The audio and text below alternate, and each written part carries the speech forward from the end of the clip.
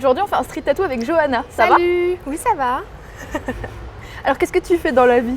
Je suis infirmière, c'est mon métier principal et à côté je fais de la photo, voilà, qui est ma passion principale. Tu vas nous parler de tes tatouages. Exactement. Je vois qu'il y en a plein, je vois qu'il y a plein de styles différents. Exactement. De l'aquarelle, du old school, plus un peu new school, je vois plein de choses. Le tatouage c'est une passion depuis super longtemps, ça m'a intéressée dès le collège en fait. La première chose dont j'ai eu envie c'était pas un tatouage, c'était un piercing à la langue. Et en fait j'ai découvert plein de styles, plein de tatoueurs différents et comme tout m'intéresse, je voulais pas me cantonner à un seul style de tatouage. Donc j'ai décidé de mélanger tout sans trop faire attention que tout se mêle. Voilà, tant que ça me représente, c'est le plus important pour moi. Bah écoute, commence par celui que tu veux. On va commencer par le premier. Ouais. Donc le premier c'est celui-là que j'ai fait en juillet 2012, c'est chez Street Tattoo en fait à Franconville. Et la petite histoire c'est que à la base je venais là-bas et je suis arrivée avec la photo du tatouage de Pocahontas. Voilà, et en fait j'adorais leur style, ça faisait un peu plus d'1 an que je les suivais et je voulais vraiment quelque chose qui me représente dans les couleurs que j'aime bien, tout ça.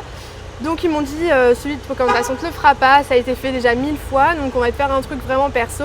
Et ils ont pris mon bras, ils ont commencé à dessiner au feutre et ça a donné un truc génial et je leur ai dit ok je signe tout de suite. En fait la signification c'est la vie bien rangée, quand on est étudiant, on est chez papa, maman, on se lève à telle heure et tout ça.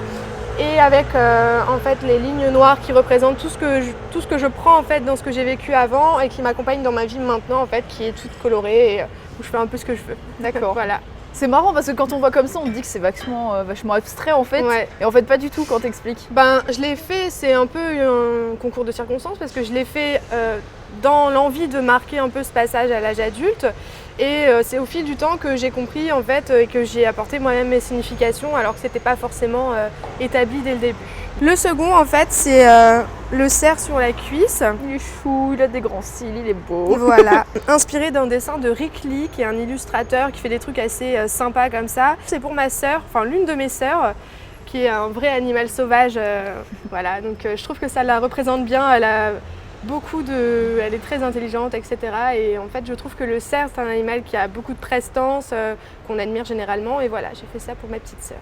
Le troisième, c'est un tatouage pour mon meilleur ami. Voilà.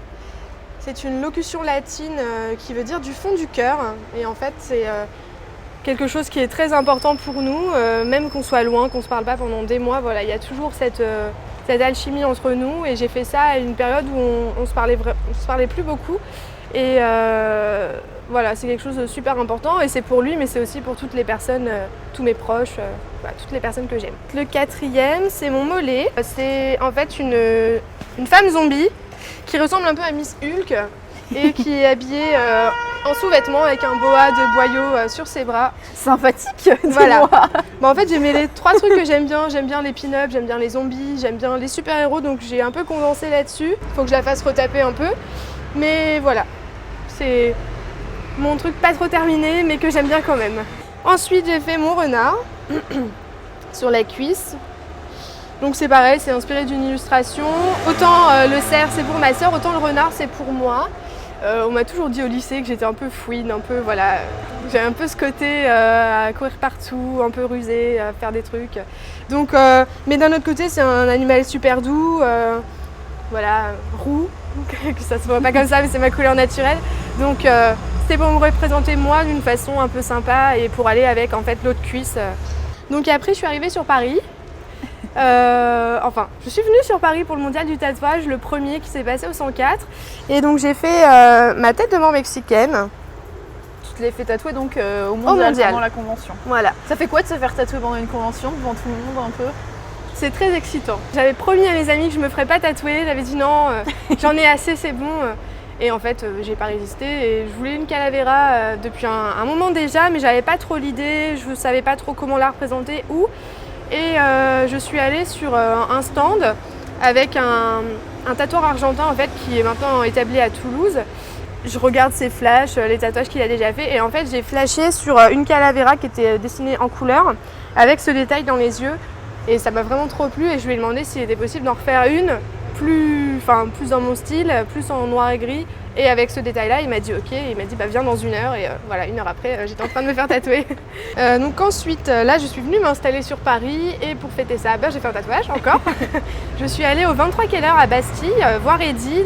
J'ai été super attirée par cette fleur-là, qui est faite vraiment dans la tradition du tatouage, voilà, avec les grosses lignes, les couleurs vraiment basiques. Donc il n'a pas vraiment de signification hormis mon arrivée sur la capitale, quoi.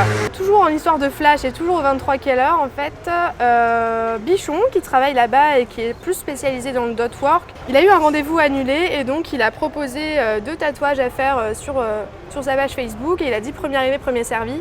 Et je suis une grande fan du tableau qu'il y a sur le plafond de la chapelle Sixtine, donc, dont est issu ce détail. J'ai le même tableau en fait chez moi et alors quand je l'ai vu, j'ai sauté dessus et c'est mon petit ami qui me l'a offert en fait pour Noël. Voilà, donc c'est un super cadeau, hein, c'est le meilleur cadeau que je puisse rêver, je pense. Et étonnamment, je n'ai pas eu trop mal sur ce tatouage. Ouais. Les gens me demandent souvent si ça fait pas mal là sur la poitrine et je sais pas si c'est Bichon qui s'y prend super bien ou moi qui étais dans un super bon état d'esprit, mais j'ai vraiment pas eu mal. Ensuite, je suis retournée au mondial du tatouage cette année, enfin au mois de mars. Et je me suis fait mes phalanges. Et avec le mot hopeful, avec un petit cœur au bout parce que je voulais absolument ce mot-là et malheureusement ça prend pas 8 lettres. Et par contre là j'ai dégusté, mais moins que le mollet quand même. Donc j'ai eu bien mal, mais ça n'a pas duré super longtemps. Et par contre, avoir mal au mondial du tatouage avec tout le monde qui te regarde autour, faut essayer de se retenir de ne pas faire trop de grimaces. Voilà. Et le dernier en date.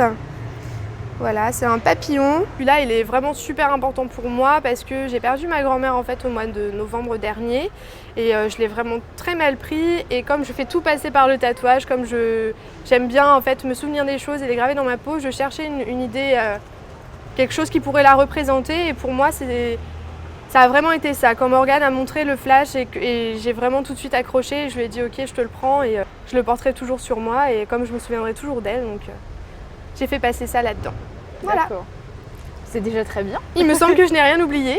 D'accord, ça va. Et du coup, dans ta vie quotidienne, etc., ça se passe bien parce que toi, donc, tu es dans le milieu médical. Et... Je rencontre beaucoup de monde, beaucoup de patients et en général, ça plaît énormément aux patients, que ce soit des jeunes, du coup, la conversation se fait, des personnes âgées aussi qui sont très étonnées et du coup, elles me demandent un peu et tout.